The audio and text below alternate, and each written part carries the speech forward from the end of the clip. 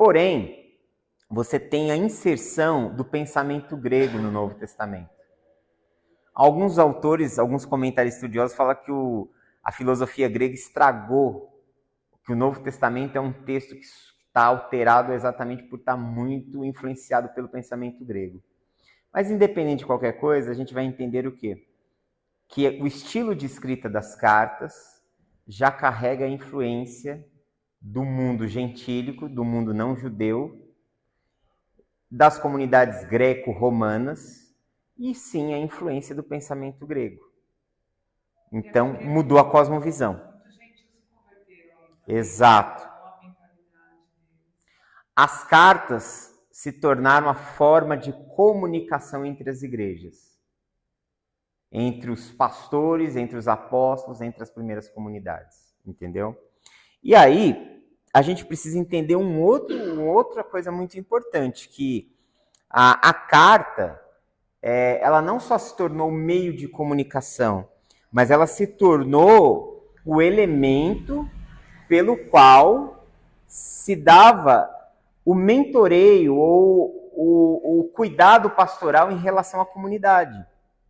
Você pode ver, por exemplo, que quando Paulo está escrevendo as cartas, você vê exatamente que ele está escrevendo como um pastor para orientar aquela comunidade, para direcioná-la, para corrigir os seus erros, para chamar a atenção, entendeu? Aí, claro, as cartas não ficam atrativas, né? Quando a ideia é tratar de problemas, tratar das doenças, tratar das neuroses que estavam invadindo, as cartas também serviram para servir de uma espécie também de agradecimento, de louvor. As cartas carregam tudo isso. Mas eu queria que vocês entendessem que as cartas, elas unem alguns elementos.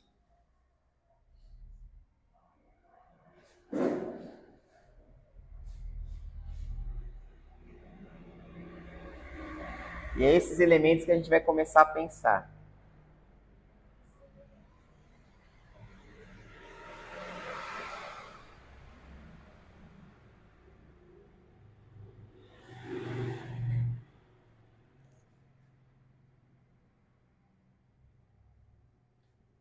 Elementos. Vou pegar uma outra caneta aqui.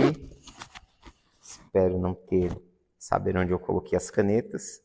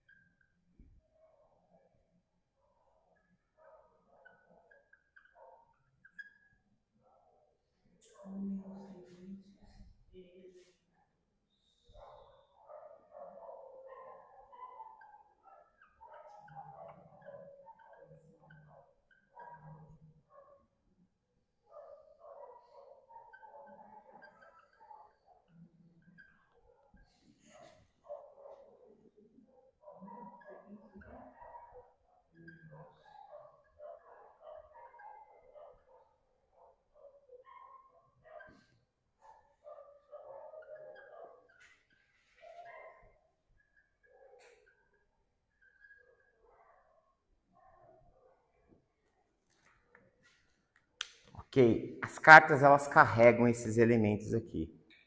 As cartas elas carregam teologia, ou seja, doutrina. As cartas elas são pastorais, todas elas. Eu costumo dizer que todo o Novo Testamento ele é, em certo sentido, pastoral. Todo o Novo Testamento. Os evangelhos são produções que são entregues para a igreja como um documento pastoral.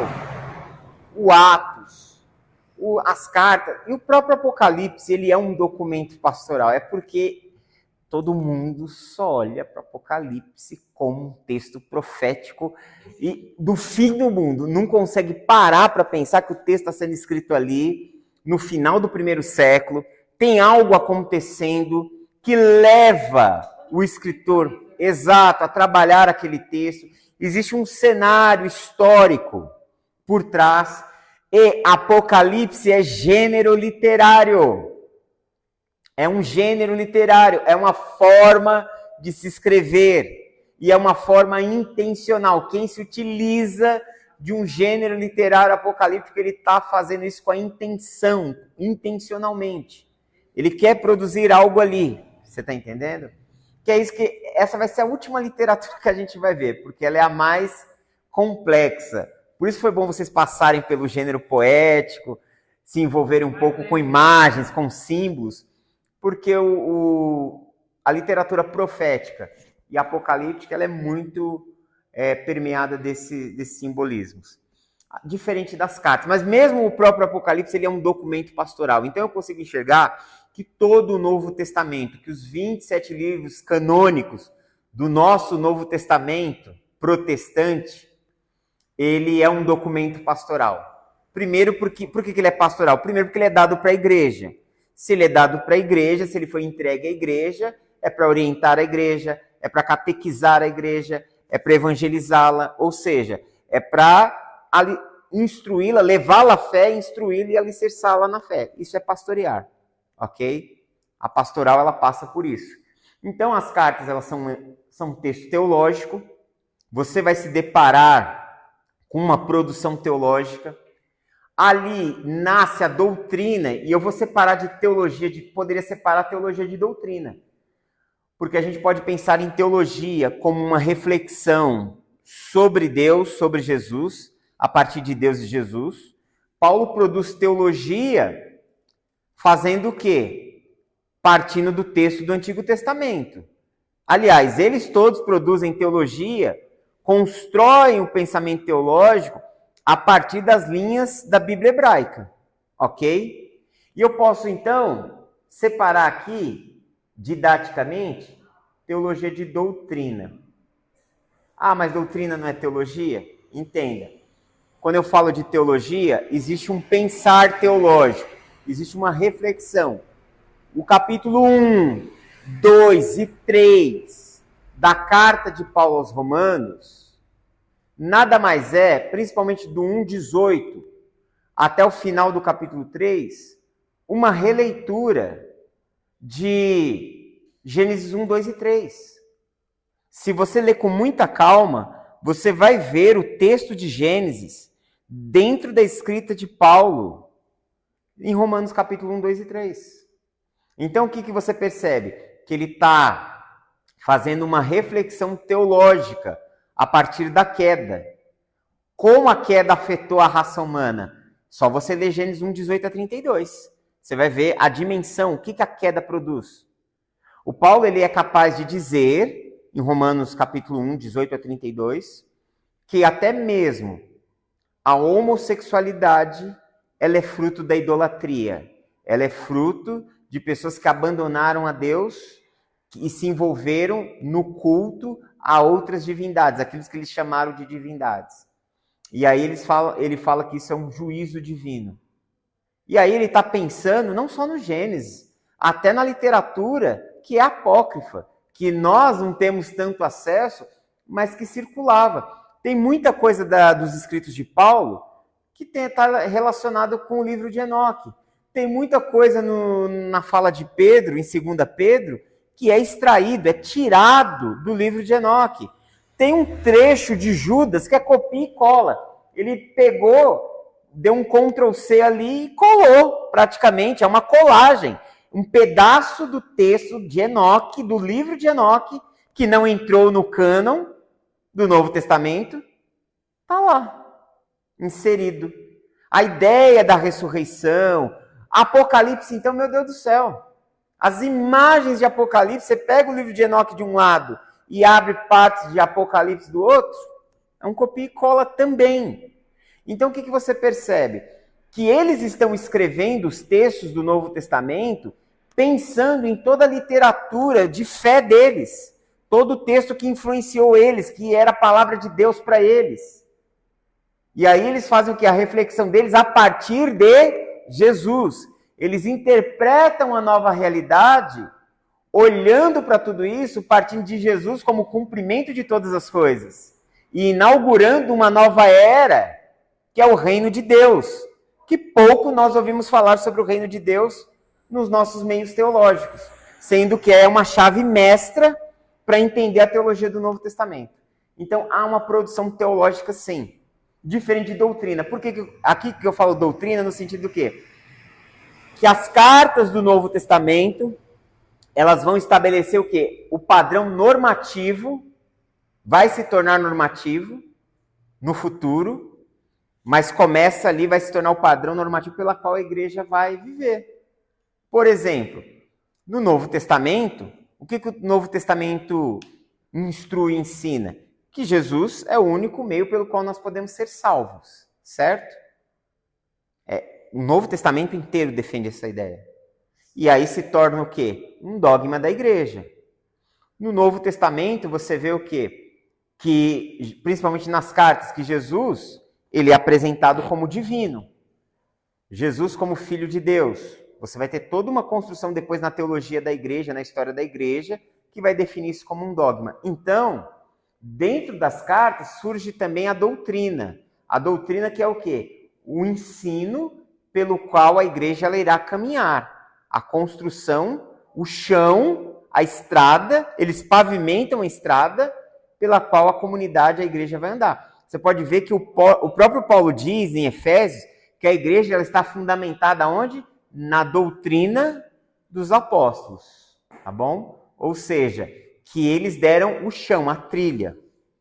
Então as cartas elas têm teologia, as cartas são um documento pastoral, as cartas elas serviram como os elementos para se estabelecer a doutrina da igreja, o modo de vida, de fé da igreja. As cartas carregam aconselhamentos. Você lê, por exemplo, 1 Timóteo, 2 Timóteo, Tito, Filemon. Olha quantos conselhos. Olha as próprias cartas de Pedro. Pedro fala aos casados, entendeu? Lá por volta do capítulo 5 da primeira carta dele. Então, as cartas elas estão permeadas por aconselhamentos, por diretrizes, ok? Por orientações. As cartas carregam correção, é a parte que todo mundo evita, onde um problema é exposto, porque esse é o trabalho de um pastor, essa é a função do ministério de um pastor, enxergar os problemas e tratar com eles, corrigi-los. É isso. Se não acontece, mas o que deve ser feito é isso, entendeu? O que deve se tentar também fazer, né? Porque existem comunidades que já adoeceram ao ponto de morrer. Tem nome de que vive, mas estão mortas. Ali o ideal era fechar, acabar com ela de uma vez, entendeu? E começar do zero. É verdade. É verdade, infelizmente. Você acha que... Onde está a igreja de Éfeso? Morreu no decorrer da história. Onde está a igreja de Esmirna? Acabou. Onde está a igreja de Filadélfia? Por mais louvável que fosse no final do primeiro século. Acabou. Uma geração vem, uma geração vai, e as coisas elas vão dando continuidade histórica. Existem igrejas que elas fazem um favor, existem comunidades que elas adoeceram a tal ponto que o único caminho para sanar o corpo de Cristo de uma forma geral é amputá-las. Entendeu? E Deus amputa? Amputa. Amputa. Então, o Novo Testamento, as cartas, elas têm o quê? Aquela tentativa, porque elas é uma tentativa, mas é dever, né? Precisa ser feita correção. Você vê o Paulo lá que pega o cara que...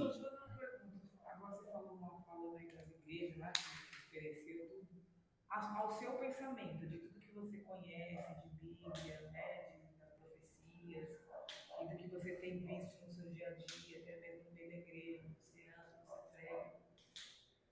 Se Jesus não voltar daqui uns 20 anos, vai, uns 10, uns 15, por aí 20, o que você acha, né, que a igreja vai continuar desse mesmo jeito? A tendência é... Porque eu não acredito nesse avivamento. Eu não acredito que vira um avivamento. Eu não tenho essa visão de avivamento. Tá. O que você entende por avivamento? Vamos começar partindo dessa premissa. Que a igreja vai ser restaurada, aquele primeiro amor, né? O que eu vejo que o avivamento verdadeiro é o primeiro amor, aquela essência do evangelho verdadeiro, do evangelho genuíno. Ou seja, alguém ter vida espiritual e reencontrar-se. Reencontrar, conectar. Eu acho que isso... Qual é a sensação que eu tenho? Se vocês têm culto que Jesus, pela misericórdia, vocês têm mesmo, parece que a gente nem veio. Só tá nós aqui. Ele nem recebeu tudo lá assim. Né? Não é pela questão de coisa, mas pela essência do culto. Né? Você não sente aquela presença. Então, assim, aí eu vou falando para ela, a geração dos meus netos, meus bisnetos, né? Será que eles vão ter isso? Será que eles vão estar na IP? Porque a gente ainda está arrastando, mas estamos aqui, né? E vamos continuar até o fim, não Jesus. Mas eu digo essa geração que vem vindo agora, essa geração nova. O que eu estou falando daqui uns 20 anos? Certo. O que o pastor acha? Assim? Ó, é porque assim, o culto, ele carrega duas dimensões. A primeira é a dimensão da nossa coletividade e a segunda é a dimensão da nossa individualidade. Eu acredito que sempre vão existir pessoas que vão buscar a Deus. Sempre vão existir, enquanto houver mundo, vai existir pessoas que amam a Deus, apesar de, entendeu? Os rabinos, eles fazem uma comparação muito interessante. Eles falam que Noé achou graça diante dos olhos do Senhor, e Noé era um homem justo, mas ele era um justo dentro dos padrões da geração que ele vivia. Os rabinos fazem muito isso, os judeus fazem muito isso. Quando compara, por exemplo, Noé com Abraão, eles acham que Abraão era um homem mais elevado, mais justo. Não que a sociedade tivesse melhor, mas assim, ele alcançou um padrão de justiça maior. Mas o texto ali, eles falam que Noé é justo naquela geração. Ou seja, é o melhor que se pode fazer dentro das condições que se tem. E Abraão foi o melhor que se pôde fazer dentro das condições que se tinha. Então, eu acho que cada geração vai ter pessoas que vão fazer o melhor que se pode fazer com o que se tem. Agora, como experiência coletiva, todo avivamento no sentido coletivo, ele é uma onda. Ele é algo que vem e passa. Onde está o avivamento inglês lá com John Wesley? Onde está o avivamento escocês lá com... Esqueci agora o nome do... Lá em Augsburg, sim. Tá, uma galera foi visitada por Deus e ficou lá derramada, tal. O que você vai perceber... Tá, houve uma manifestação divina, pessoas adorando, tal. Ok. A hora de perguntar se esse avivamento de fato aconteceu é agora, que passou a onda. Como eles estão vivendo? Se tornaram pais melhores? Se tornaram pessoas melhores? Se tornaram seres humanos melhores? Se sim, esse avivamento, esse movimento que houve ali, de fato os avivou. Se não, foi catarse. Foi um momento, mas aquele momento não afetou. Tem um livro que ele é o crivo de tudo isso. Tudo bem que a linguagem dele é complexa. Não é complexa, é porque o cara que escreveu é o Jonathan Edwards, né? Que escreveu o Jonathan Edwards lá no início do século XX. Mas o Jonathan Edwards, ele tem um livro chamado A Genuína Experiência Espiritual. Um livretinho publicado pela editora PES. O Jonathan Edwards, e olha que ele participou do avivamento nos Estados Unidos. Então, estou falando de alguém que pregou o chamado sermão Pecadores nas mãos do Deus irado e que viu pessoas se jogando no chão, sentindo que iriam para o inferno. Ou seja, ele não só participou de um grande avivamento, como Deus usou a própria vida dele para incendiar esse avivamento. Ele escreve um livro chamado A Genuína Experiência Espiritual, onde ele coloca em xeque o que a verdadeira experiência espiritual produz na vida prática da pessoa. Se não houver mudança na vida prática, não houve, para ele é bem claro, não houve avivamento. Houve emocionalismo. Houve emocionalismo. A grande confusão está aí, né, pastor? É porque o povo acha que avivamento é só um avivamento, né? Porque, na minha opinião, avivamento é muito além do que eu vejo. O avivamento, porque o nome avivamento é um termo muito, muito cunhado dentro do movimento evangélico. Essa palavra, revival, ela tem esse conceito, não, ele vem do século XVII para cá, de um movimento que a gente chama de evangelicalismo, que é o movimento dos evangelistas de massa, entendeu? O que era chamado de avivamento? Era o Charles Finney pregando, um monte de gente aceitando a Jesus, era o Moody pregando, um monte de gente aceitando a Jesus. Então passou-se a usar o termo avivamento quando se havia grandes conversões em massas. E quando essas conversões, eles eram seguidos de um profundo quebrantamento, de uma profunda comoção e tudo mais. O movimento pentecostal diz que na Rua Azusa aconteceu o quê? Um avivamento, entendeu? Por quê? Porque houve um derramar do Espírito Santo, houve uma comoção espiritual, e aquele movimento gerou uma obra missionária. Outros povos foram alcançados, tá? Mas isso já tinha começado na Suécia, gente. O que você viu nos Estados Unidos, que você lê nos livros, quando o Gunnar Wingren e o Daniel Berg chegaram nos Estados Unidos, eles já tinham sido incendiados, eles já eram batizados com o Espírito Santo, já falavam em línguas desde a Suécia. E eram batistas, porque os batistas suecos experimentaram essa experiência. Aí que tá, né? Lamento talvez jogar um balde frio, mas eu tenho essa tendência muitas vezes. Será que somente falar em língua significa que você está vivendo um avivamento? Porque, para mim, é um dom do Espírito. Está lá em 1 Coríntios capítulo 12. E uns pelo Espírito falam variedades de línguas e outros pelo mesmo Espírito as interpretam. Entendeu? Agora, Paulo escreve falando sobre espíritos, sobre dons do Espírito, para uma comunidade que ele chama de carnal. E aí? Estava cheio de dom, né? Mas... Você está entendendo?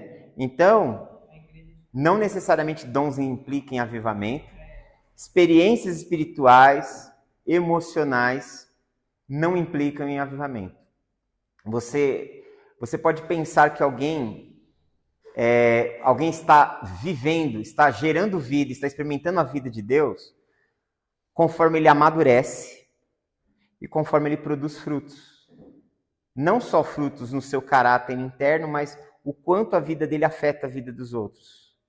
Porque se a gente olhar para as falas de Jesus, você não vê Jesus falando de avivamento, você vê Jesus falando o quê? Que somos chamados para ser luz e sal da terra. Que ele nos envia como ovelhas para o meio de lobos. Mas hoje a gente que se tornou lobo, em muitos contextos. Os enviados de Jesus se tornaram os lobos, entendeu? Então, as falas de Jesus, ele fala o quê? Que é chegado o reino de Deus. Que Jesus nos envia para anunciar o quê? O reino de Deus, que ele inaugurou, entendeu? Pergunta para alguém o que é o reino de Deus. Na cabeça da maior parte dos crentes, eles entendem que salvação está dentro da igreja. Que é um erro. Porque em nenhum momento Jesus disse isso. Pastor, hoje eu tive uma conversa com a minha esposa, com a Marisa, justamente isso. Sobre isso. Sim. Hoje há uma confusão muito grande na cabeça das pessoas. Essa questão. Qual? Por que Jesus me chamou? Então, eu gosto muito... A gente tem duas tradições, a tradição do Ocidente e do Oriente. A nossa tradição do Ocidente, católico-protestante, diz que Jesus, que a obra de Deus é nos salvar, certo? Os cristãos ortodoxos, e aí a gente pode pensar do outro lado do mundo, eles afirmam em sua teologia que Jesus os chamou para ser como ele.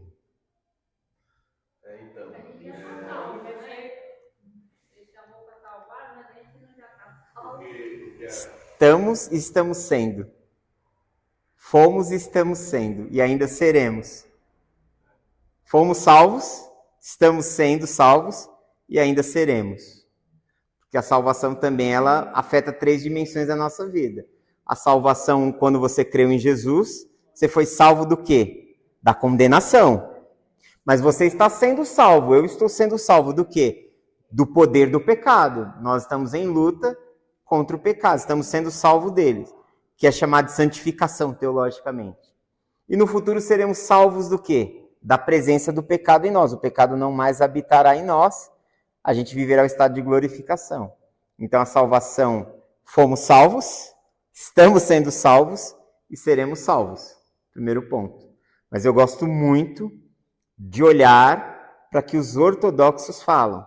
Porque aquilo que os ortodoxos falam está muito intrincado com o que Paulo escreve em Efésios, na sua epístola a Timóteo, que é de nos tornarmos semelhantes a Jesus, de experimentarmos a morte de Jesus, de experimentarmos o poder da ressurreição de Jesus, de nos tornarmos como Ele. Porque a obra de Deus, no fim das contas, a obra de Deus nada mais é do que nos tornar semelhantes ao Filho.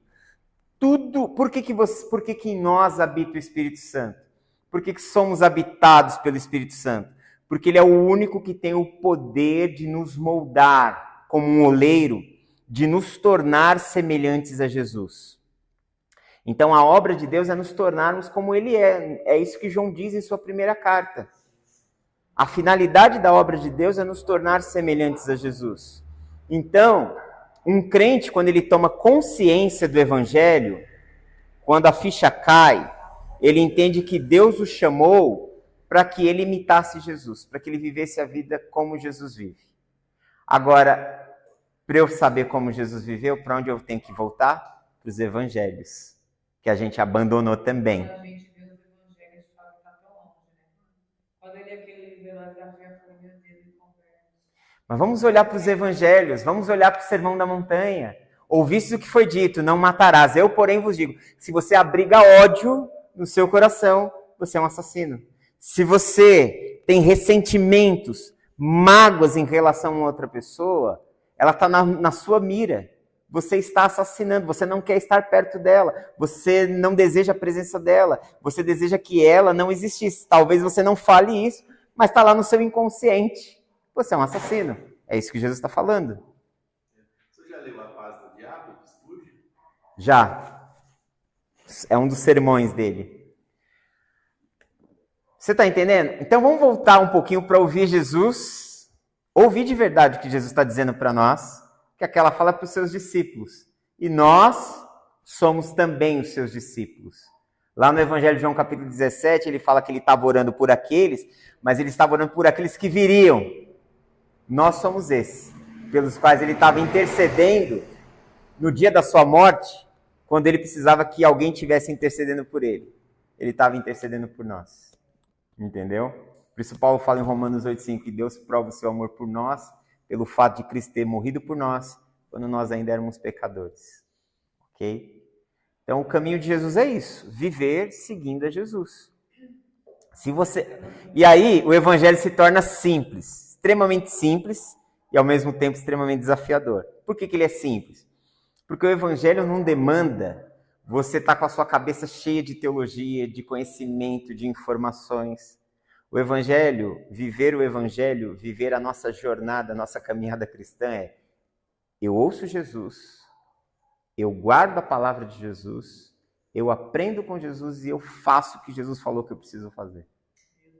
Só isso. Só isso. E aí você cumpre a lei, você cumpre todas as coisas. E aí ele sintetiza dizendo, ame a Deus e ame ao próximo.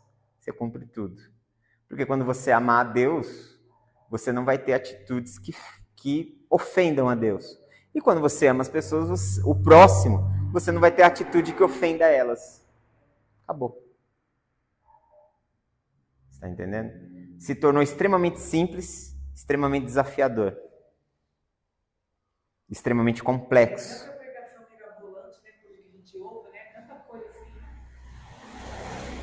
Na verdade, a gente gosta de performance. A gente gosta de construções muito belas. Eu aceito. E não é que o belo não seja bonito, né? Existe o encontro com Deus no belo. Tanto que existe a arte sacra e tudo mais. O próprio texto da Bíblia, ele é um tapete de muitas cores. Ele tem essa textura, essa coisa linda. Eu amo o texto da Bíblia. Eu sou fascinado pela Bíblia, por essa beleza e textura. Porém, contudo, entretanto, o caminho de Jesus ele é simples. Eu ouço a Jesus, eu aprendo de Jesus e eu coloco em prática o que Jesus ensinou. Assim você honra Jesus. Assim nós honramos a Jesus na nossa vida. E aí eu já estou falando de ações de teologia sistemática, já estou falando de missão, já estou falando de um monte de coisa aqui. E só para encerrar, depois eu dou continuidade a isso aqui, ok? A gente vai dar...